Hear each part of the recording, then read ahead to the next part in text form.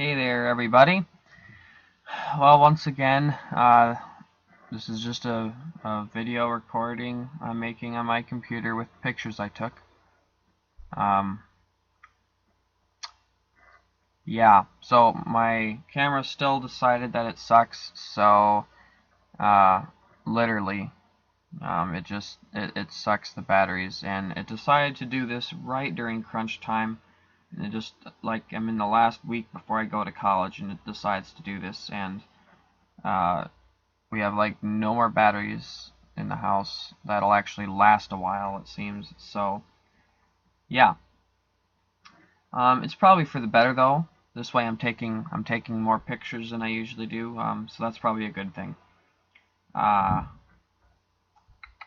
Also, I can work a little bit faster without having to worry about setting up the camera and everything. So it's all good. So thanks for bearing with me. Hopefully we'll get back to it soon. I'm actually getting an iPhone, my first smartphone. Should be arriving in the mail in a couple days, so I may get to do some videos with that and see how they turn out. Hopefully they're not too bad, but we'll see. So anyways, back to the pictures and stuff. I actually did this yesterday while I was doing the last parts of the video, but I didn't get, or I did actually cut the holes out, but I forgot to take a picture of it, so I didn't include it. These are actually the two holes for the switches, the little, what are they called, dip switches.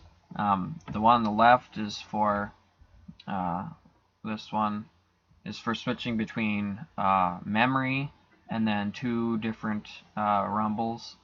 Then this one is a four dip switch, 4 position.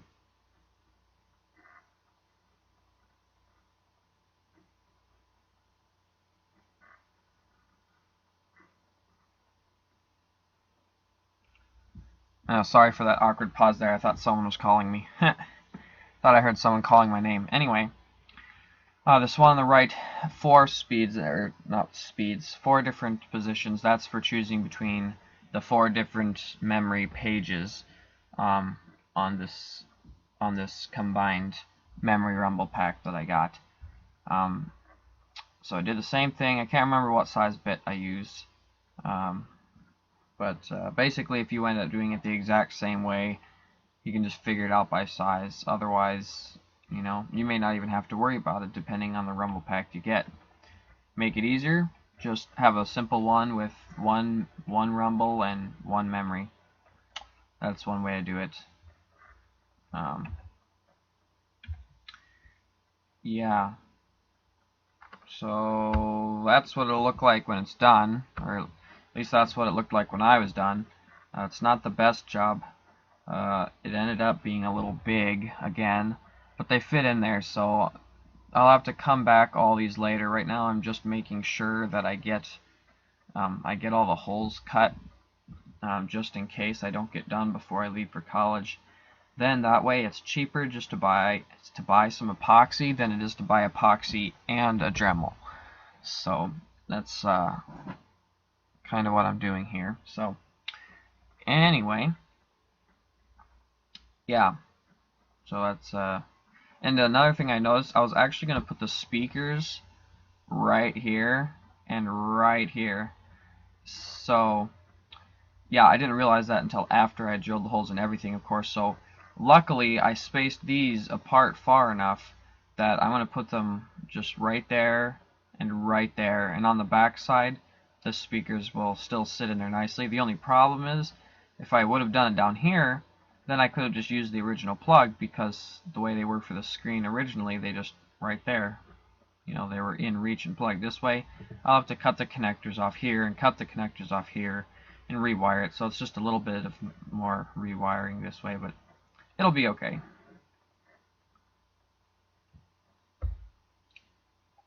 Alright, and here, what I did here is I decided that I would kind of try to keep a little bit of the layout of the original Nintendo 64. So what I did is let me swap over here quick. Oops, don't look, don't look. Okay, there we go. So I chopped off the ports.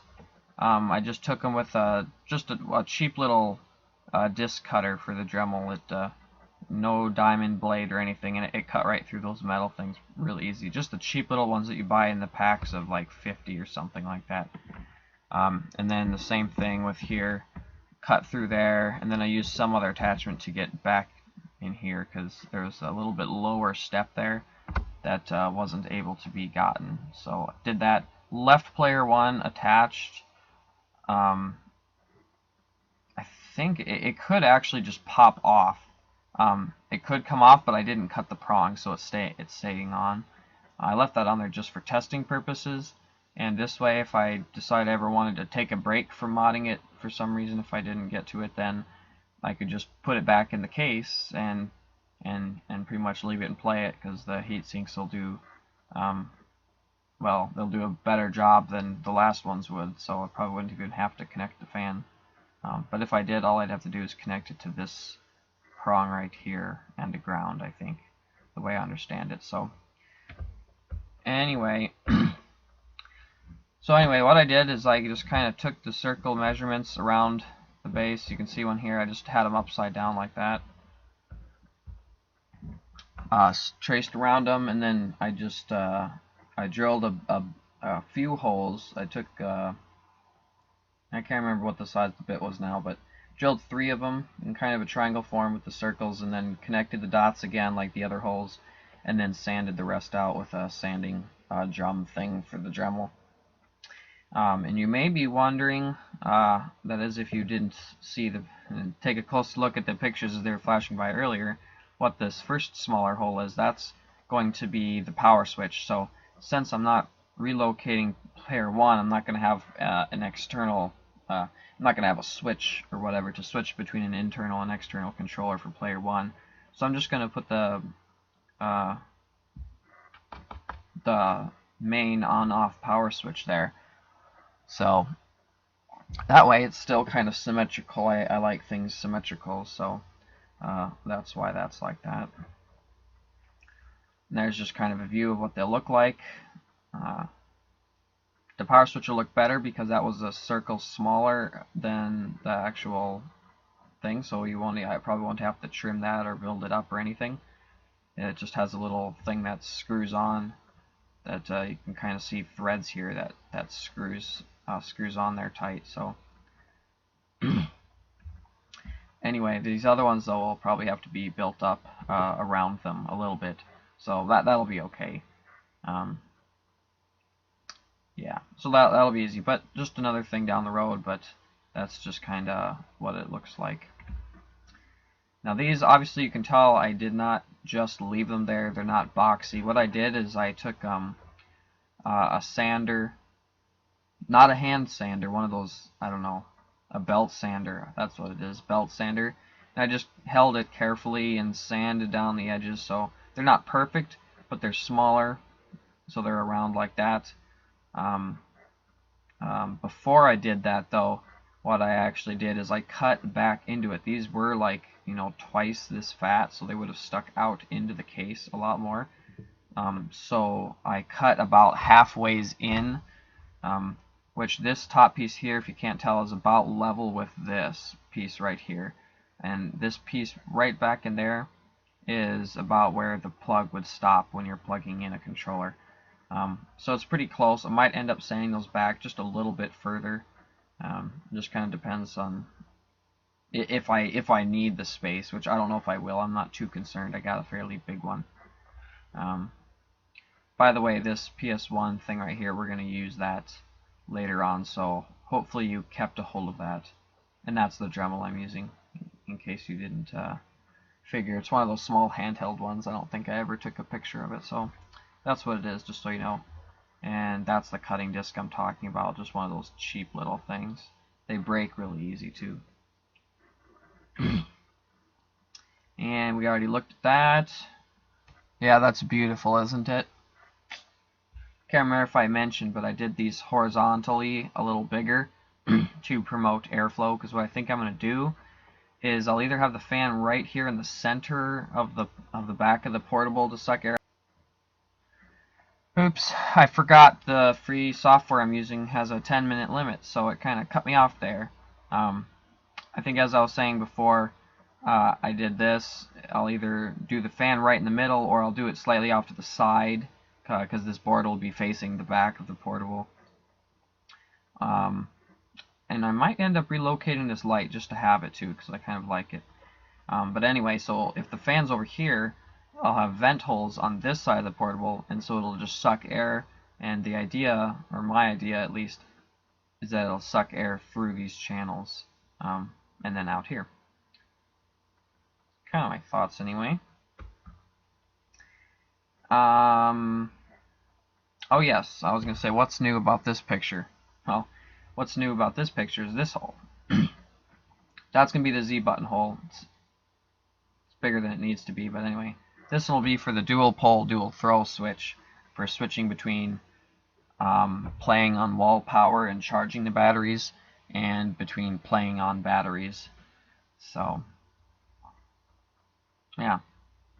I think that's the last one. Nope, one more. That PS1 part of the screen that I said, I use this as a template. That's going to be the audio video out plug and the microphone headphone jack.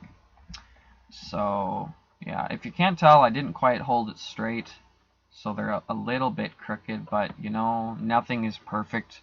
And frankly, I'm rushing a little bit. I don't think it was a result of me rushing. It's just a result of I was holding just the edge over here because excuse me, my throat's getting dry. Because I'm right-handed, so I was holding on the left here, and then holding this big honking drill with my right hand. It's one of them big, huge ones. So yeah, and then just drill right through it, using it as a template. I was also going to drill the power switch either like over here or right beside it or on the other side, but I ran out of time, and I also kind of forgot. I think that's it. Yep, we've already done that. So that's it for today. Last little plug. I think this took me to do all these holes today. Not counting these because those were already done. But from starting with cutting the ports off, and then cutting these holes and everything to here, I think it took me about 2 hours and 15 minutes. So not too bad, I guess, but you know, it all takes time. So yeah, that's kind of this, and this is just going to be kind of a general case cutting section, and then I'll do another video of a set of videos on actually putting them in there. The case I did is a separate one, or the screen I did is kind of a separate one just because it was a bigger, more important component. These other ones are just kind of piddly little things that I'll put in. Likewise with the controller, those are kind of big things, but I'm not going to do a whole separate video for each little port, you know. So I'm just going to kind of lump all the video recordings I make, whether pictures or actual videos, and just put them into a general preparing the case video. So just so you have an idea, and again, you don't have to do this all in the same order that I do it, but like I said, this is kind of a work log along with a time log. So yeah, at the end of all these, you can pretty much just add up all the times the videos, save these few that I didn't make actual videos of, and have a rough time estimate for how much time it actually does. Exactly, pretty much the time it takes to make a portable. And of course, I'll have that on my Nintendo 64 portable cost evaluation sheet. Have all the information of everything I've spent on the portable, and I'll probably add time to it once I get all the videos done, and per section time. So if you haven't seen that yet, I believe the only link to it is on what's the site? There it is, backman.co.uk. That's the one I have it on. It's under Corvex64. You can either just find one of my posts, or you can look up my worklog, which is the Corvex64. If I'm fairly active, it should be near the top under the worklog section. But anyway, in the signature of my posts, there's a link for project documentation. That's the one you want to look at for all your needs for the Nintendo 64, kind of all the components that you need. The only thing I don't include is super glues and epoxies, stuff like that, because as of yet I haven't bought those yet. I haven't had to. But like a whole drill, you kind of need a drill, but so depending on how much of the stuff you have on hand, it could theoretically cost a lot more than what's on there. So yeah, anyway, so that's that portion of the video, and I'll start back up tomorrow and see you in the next portion, starting with that power port that will be the female end of the wall charger port for external wall power play while charging. And hopefully around here we'll get to the cutting out the cartridge slot. I think that's actually like one of the only things I have left to cut, is cut that power port there, and then oh yeah, some charging units. I'm not sure if I'm gonna have some sort of plug-in and have an internal charger because the case is big enough, or if I'll utilize the back of the actual bottom of the battery and just epoxied in there, or what, I'm not sure. But anyway,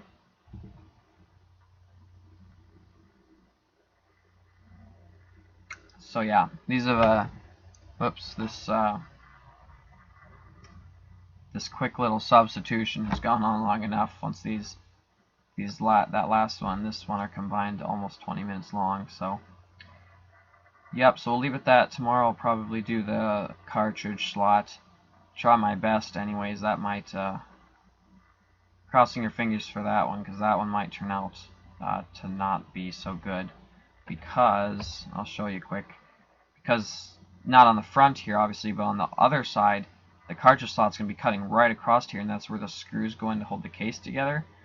So yeah, it might be kind of interesting, but it's going to be towards the back, so I think it'll be okay. So yeah, we'll kind of see how that goes. So again, thanks for watching, and I'll see you tomorrow, or in your case, a few seconds. See ya. Well, this is once again placement video for the work I actually did yesterday morning. Long story short, not counting the time I spent drilling the one hole for the wall charging, or not the wall charging, I mean the wall power, the exterior power port. Not counting like the minute or so on that, I spent about an hour and a half, 2 hours perhaps, on cutting the cartridge slot, the hole for the cartridge, to slide in and out. As you can see here, I started with the top, cut a rectangle, kind of held the cartridge, and what I did is I centered the label above this hole here, marked the edges, and then cut it out. Started by drilling holes again. I did a line of holes right along the middle, and then I used that disc cutter to cut it back pretty close to the edge, and then because I should have done this with the other holes. So once again, another important reason to watch these before actually doing them, so you can learn little improvements that I noticed. I should have done this with the other ones, is just use the disc cutter to get close, but then I used a really teeny little drill bit file thing to get really close and get the actual crisp corners there. So I actually didn't use that jigsaw thing at all, like I did on the other ones, even though it was all straight.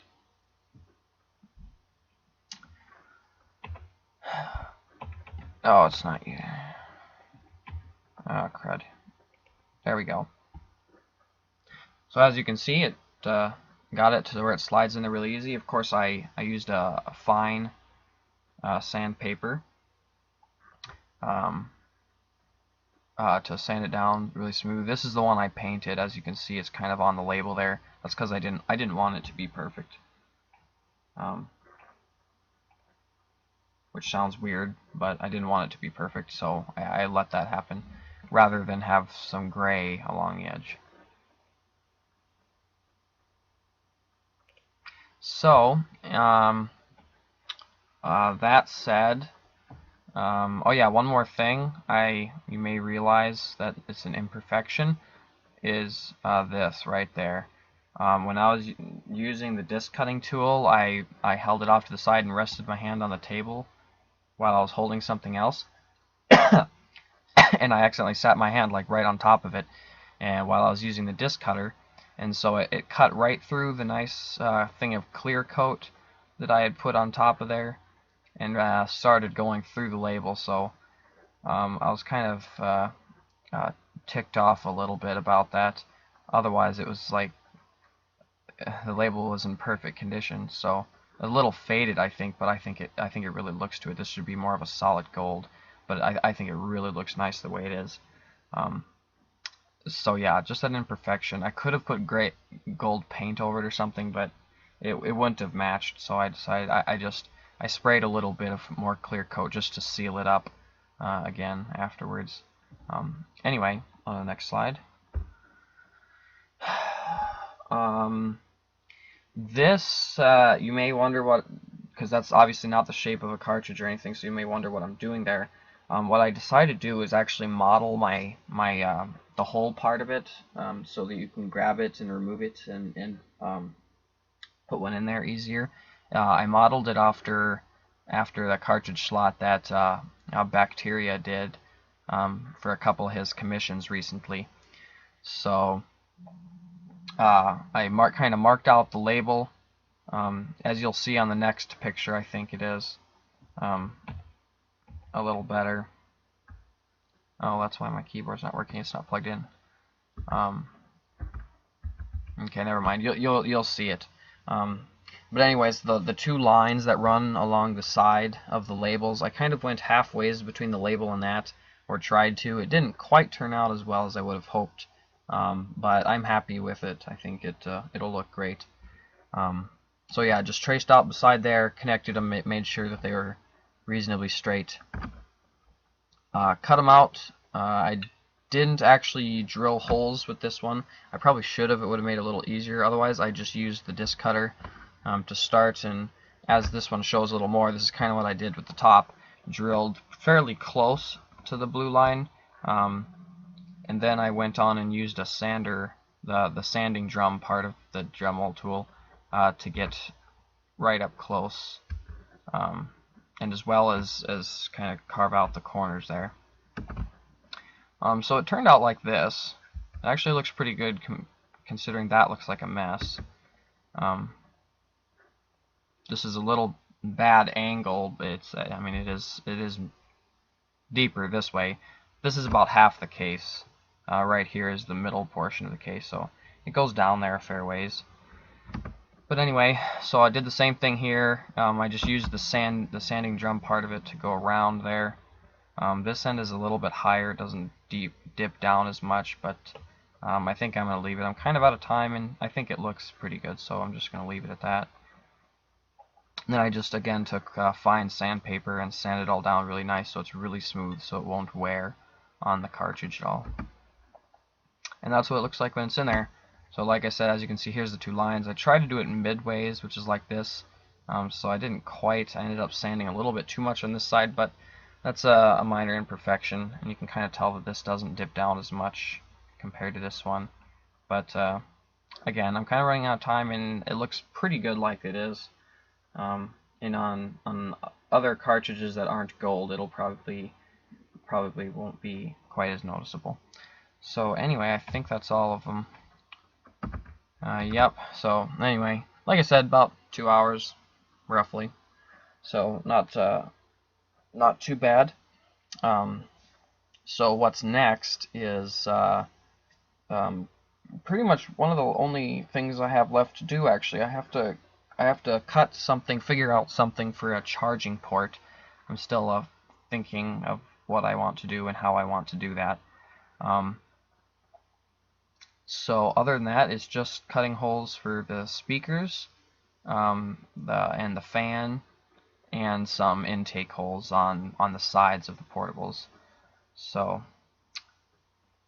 yeah, I think that's it. Yep. So guess I'll see you in the next portion when we'll be doing the cutting the speaker holes. Or well, it'll be the same thing. I won't be able to record it, but I'll give you video commentary similar to this and pictures throughout. So see you in the next video. Alright, we're back, and as you can see by this or by the opening picture here, this is what I got done this morning. Got actually, I made this template yesterday afternoon. Spent probably 45 minutes making it. What I did there is I found a excuse me. I found a oh, let's see. Here we go. I'll pull it up for you so you can see it. I found this on I just searched for oh, what was it? Pattern for vent holes or something like that. And I got that, and I sized it according to my fan.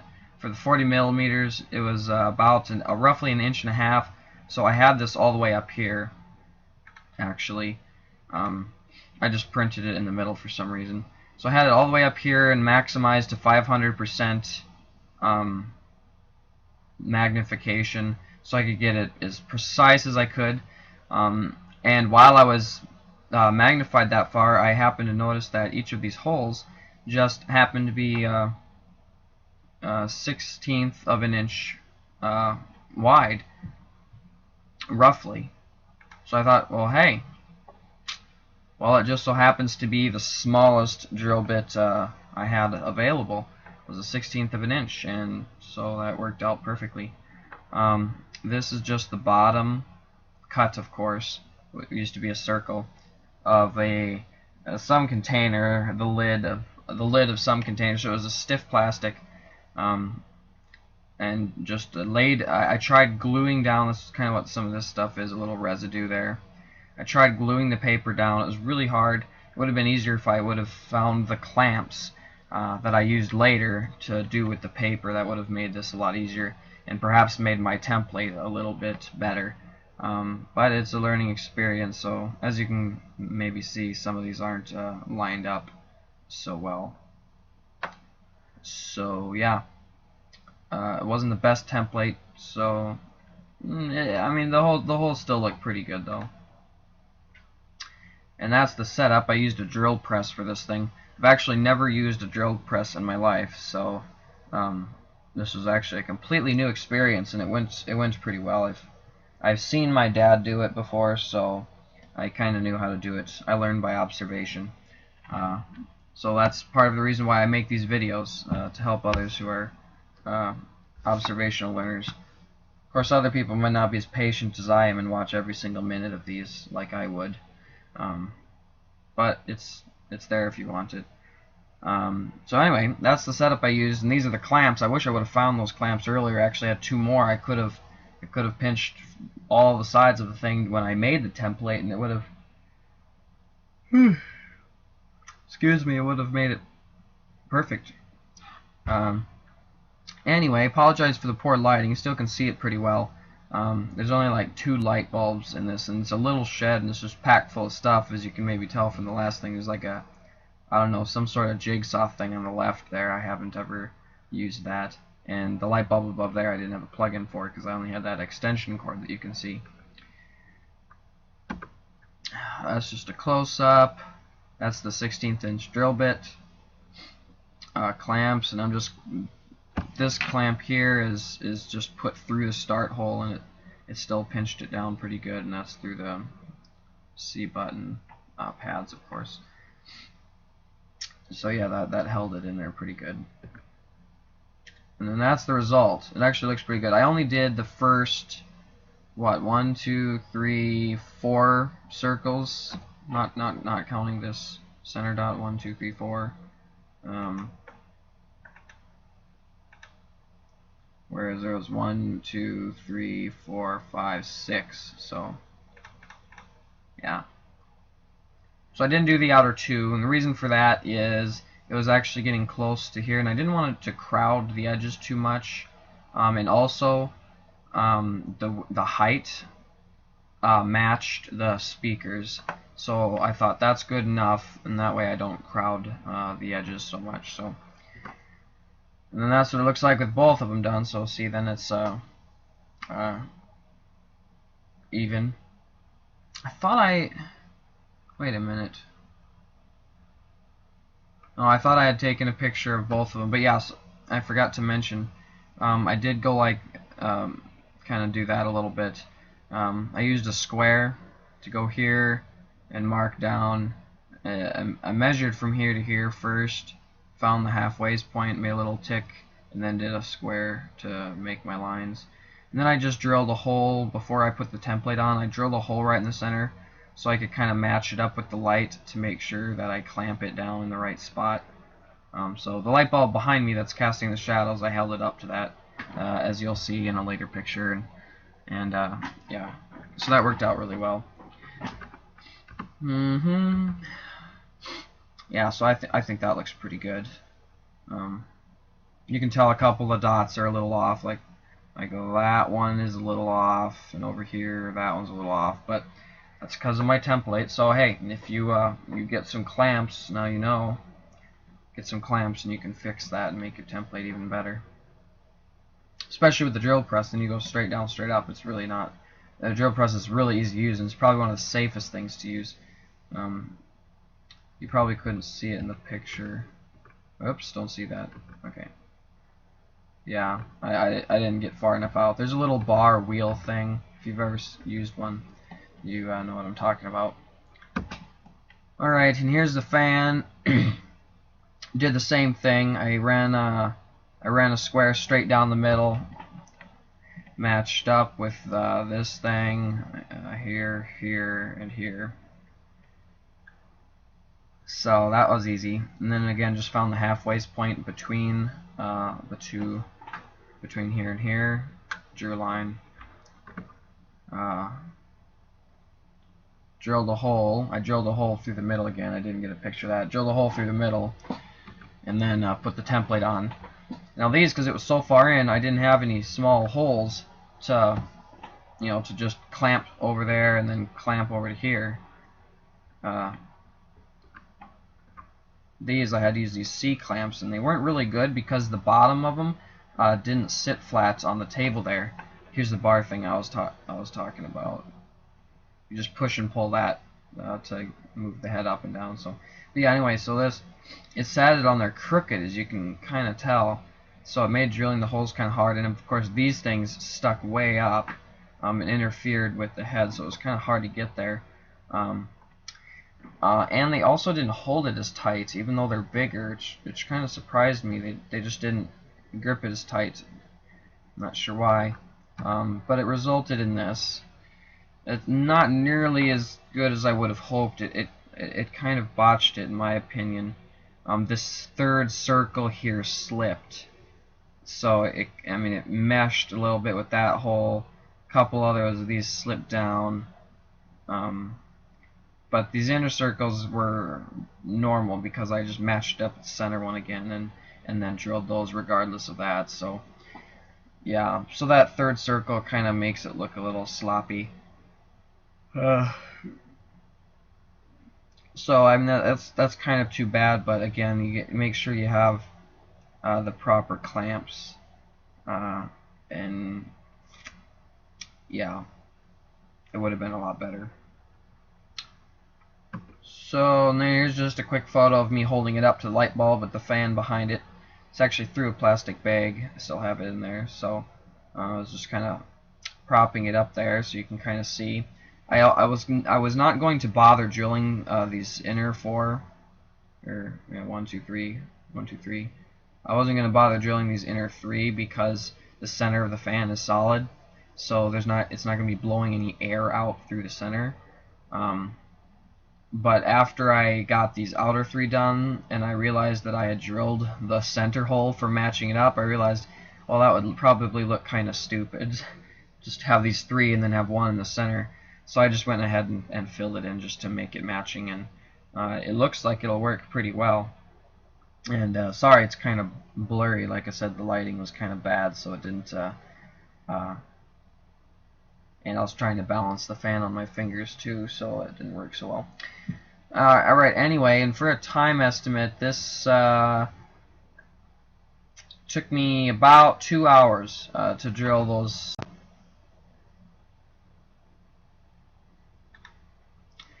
Okay, and I forgot that it times out at 10 minutes, so otherwise I would have spoken faster. Anyways, I was just saying it took me about 2 hours to drill all those holes, and that's where it cut me off. And I was going to say then, that, like I said, that template took me about 45 minutes. So all in all, 2 hours, 45 minutes to 3 hours, something like that, to get all these holes drilled.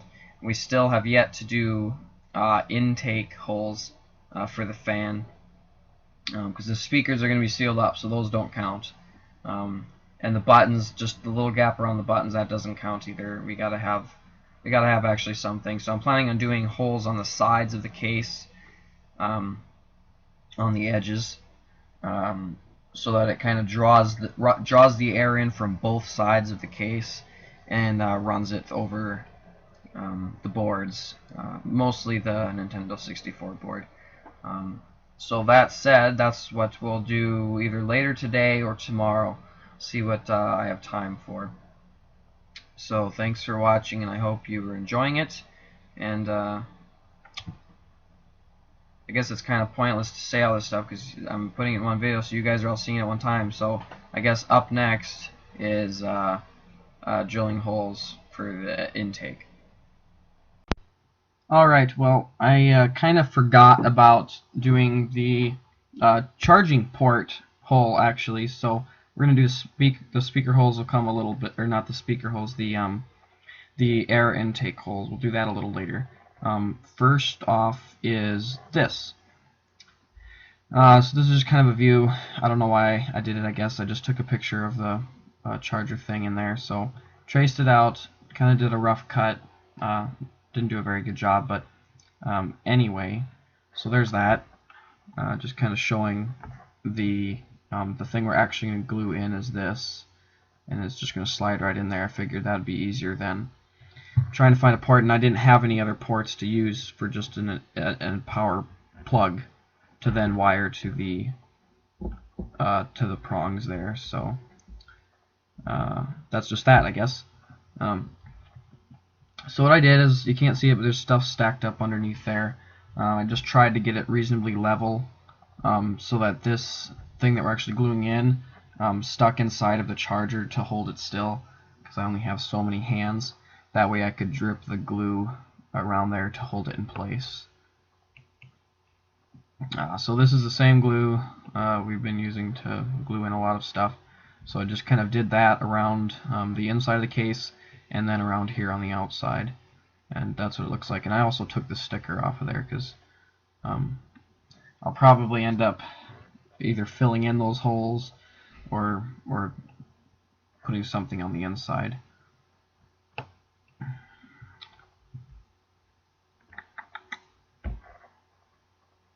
And that's just kind of what it looks like all glued in there.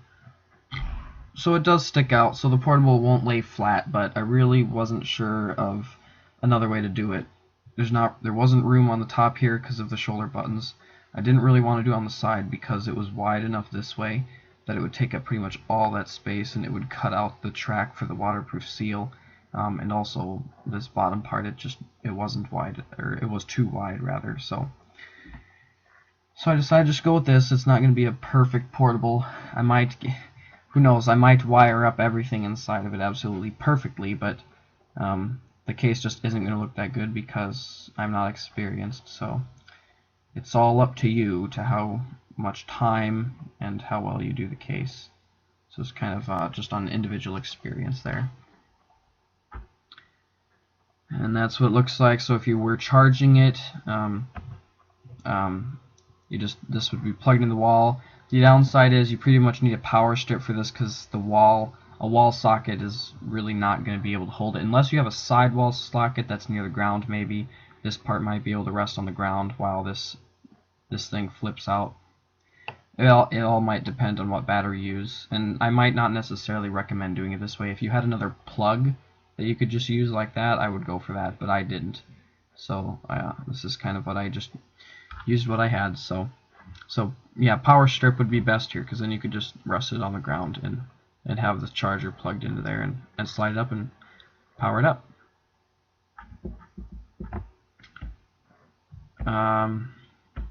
Let's see here. One thing I forgot to mention, I took out there was a little plastic thing there. I just took a small standard screwdriver and stuck it in between this back plastic thing here behind these metal tabs and the little plastic thing that was there, and knocked it with the end of a screwdriver, and it popped it apart there so we can get to the tabs. The two middle ones don't seem to do anything. There's actually only two metal prongs coming out of the charger, so I'm just going to solder my positive and my negative right to the outsides, these outside tabs, and then I accidentally threw that plastic bar away, so the wires will probably end up getting hot glued in there or something.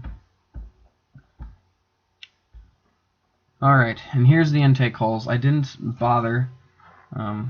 Maybe I should have taken the time, perhaps, to make a template, but I was kind of rushed. I didn't have very much time before I headed off to college, so I just kind of did what I could. And I did take some measurements to try to get them the same distance here and there, and that way. Didn't turn out the greatest, but so that's the one side. And that's the other, so they really don't look the greatest, but looks are already going to be pretty rough on here, especially by the shoulder buttons. I still am not sure how I'm gonna get the shoulder buttons mounted in there, but yeah, that's just kind of gonna have to be the way it is, I guess. So yeah, anyway, so that's that section. I'm going to stop this portion of the video here, and I can't even remember how long it took me to do that. I'd say probably an hour and a half. A good hour and a half, hour 45 minutes at least. I'm actually in college now, so it's been a good month and a half roughly. No, it's probably only been a month since I did this, but I still can't remember. So, making these videos a little late, realized I hadn't made them, or finished it rather, so there's that anyway. So, yeah, in this next section here will be the gluing the controller pieces into the case. Alright, well, in this section, I got all the pieces and buttons, or button holders, things like that. All of that stuff I got glued in. So yeah, this is gonna be a relatively short section of the video. Got some place to be, and there's really not much to say. So basically, got that glued in, oriented it correctly, and had it level. Well, sort of level. This outside is, this part's a little raised up, so it's sort of like it was on the controller. I didn't do it completely flat, otherwise As you know, with this button being taller, since the actual control sloped downwards, I wanted my buttons to be level, which in the way it was on the controller with this side being higher, so I raised it up and glued it in there a little higher. It's hard to tell looking at it straight on, but it is a little higher on this side, so that if you were to view it from the side, it would look, you know, the buttons would be flat. And then here's a picture, got the D-pad in, so that looks pretty good, I think. Not much to that. Same thing with here, it's sloped, so I had to make sure to put it in the right way. I drew myself an arrow and permanent marker on the other side so that I knew which direction it was. That was the left because of the way the D-pad itself is oriented. That had to be put in there the same way as well. The joystick presented an interesting dilemma. Also, I glued in the start thing. That had to make sure, since it was pretty much circular, I had to make sure that was in the right orientation too, so that the start button was not in upside down or sideways or anything else. Now, anyway, as like I was saying, the joystick presented an interesting problem because of the way the controller was. If I would have put the thing in flat, so if I would have just like cut this circle or even put this part flat, the joystick here would actually be leaning forward this way a little bit, because the way the controller sloped sort of upwards when you held it, it made it so that the analog stick here was actually flat, you know, with respect to the controller, like when it sat on a table. So what I had to do is I actually put it up a little bit, raised it up in the back, similar to what I did over here, so that if viewed from the side here, this joystick is perpendicular to the case and actually sits there flat, so you're not trying to crank your hand forward so that your thumb or whatever your finger you use rests flat on top of the joystick. Here I got those controller ports in, glued in. I think in the last, I know it was in another video, I think in that video I just had them resting in there. I'm pretty sure. It's kind of overlapping. I forgot to do this. Now I'm in college, so I kind of forgot some of what I did, but I'm doing my best, so bear with me. So I got those glued in. The power switch is not glued in. There's actually a screw-on thing in the back there, so I just have it temporarily screwed on just to have it there. And of course, second, third, and fourth player, the correct order. Not the best circle cutting job, but I made do with what tools I had. So anyway, and I found out a very important fact today. I tested it with my continuity tester. I could not for the life of me remember that the circle is for open and the line is for closed. I found that really confusing, so goes to show how much I'm learning. The line is closed, which means it's on. So this was probably the worst idea that I did, was trying to put these switches on the front. Now that I looked at it afterwards, I would have been much better just putting them all on the inside and opening it up if I needed to change. The thing I wanted to do, though, I wanted this to be on the outside. It probably would have been better to use a different switch than these dip switches anyways, because as I'm thinking later, it's going to be a pain in the butt to try to paint over it now without getting these gunked up, which I did end up gunking this first one up with the quick spray, the quick set stuff, so that it's set up quick because it wasn't staying there otherwise. It still works. I tested all the switches with the continuity tester and they still work. But yeah, so I filled these in later, as we'll see. But yeah, otherwise not. It would have been better to use just a multiple position slider switch or something, but I for some reason thought a dip switch would be just wonderful. So I'll figure that out when I go to paint it, but I'm sure it'll be fine in the end. So, but obviously, I don't know what happened here. I think I got a little carried away or something, but anyway, I fixed it, sort of. Alright, I think that's just another angle, kind of showing what the inside looks like. So, yeah, just showing how it's kind of flush here, I think. That's pretty much all there is to that picture. That's the dual pole, dual throw switch for changing between mains power and battery power. Or that is wall power and battery power. Glued that in. On the inside, that actually turned out pretty well. That's the outside. Again, it's a rough cut. But other than that, it's pretty good. And there I got everything all epoxied in there. You can see I filled in the gap here.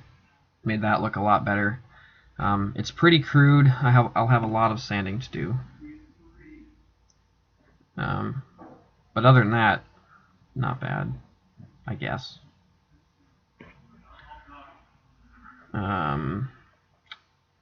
Yeah. So lots of sanding to do. That can be done later. Same thing with this. There'll be a lot. I'll have a lot of sanding. I know I've never really used epoxy before, so I know I did not put it on there very right at all. But it'll be sanded down a lot, and hopefully all this stuff will look much, much tidier. The other problem here is I'll have to cover this up while I'm painting because the way it's raised up, I had epoxy to the actual controller box part, so I can't unscrew that now without breaking the epoxy. So that'll be a challenge, but we can navigate that when I get there. I did a little bit around here just to kind of cover up the edges there. I'll sand around there like everything else. Notice beautiful way I put that in there. That's my dad's 64 there, but I have siblings who play that, so I couldn't dismantle that one, so I had to get my own stuff, which was fine with me, I guess. So,